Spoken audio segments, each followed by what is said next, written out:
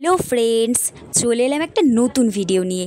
ভিডিওটা করেছিলাম দুদিন আগেই, কিন্তু সময়ের অভাবে আর শেয়ার করা হয়নি। তো যাই হোক, সেই দিন গিয়েছিলাম কোচবিহারে। তারপর সন্ধেবেলায় আমি, ভাগনা আর দিদির বর আমরা তিনজনে স্কুটি নিয়ে ঘুরতে বেরিয়েছিলাম বং মিডিয়া উজ্জ্বলের ধামাল আড্ডায়। এর দুপাশেই ছিল নদী, আর আমরা বাঁধের ওপর দিয়েই যাচ্ছিলাম। এক পাশে ছিল ক্যাফে আর আরেক পাশে ছিল নৌকা বিহার। দিনের বেলায় এখানে আসলে নৌকাতে করে রাইড করা যায়। প্রত্যেকের 100 টাকা করে লাগে।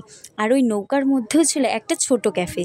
তারপর আমরা ধামাল আড্ডার ভিতরে ঢুকে তিনজনের জন্য মশালা কোক নিয়ে নিলাম, যেটার দাম ছিল 70 টাকা করে।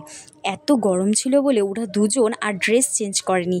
তারপর বাইরে এসে একটু দাঁড়িয়েছিলাম, তখন আমার ভাগনা বলছিল ও একটু ওর ভয়েস দিয়ে ভিডিও করবে। ঠিক তখনই নদীর ওপার থেকে অনেকগুলো শিয়াল ডাকছিল। অনেকটা ভয় পেয়ে গেছিলাম, তাই আর বেশিক্ষণ সেখানে দাঁড়াইনি। दिया ब्लॉग पे आप सबका स्वागत है। ये देखिए मैं ये लेकर आया गाड़ी, ठीक है। और ड्राइवर को देखो हाफ पैंट में आ गया।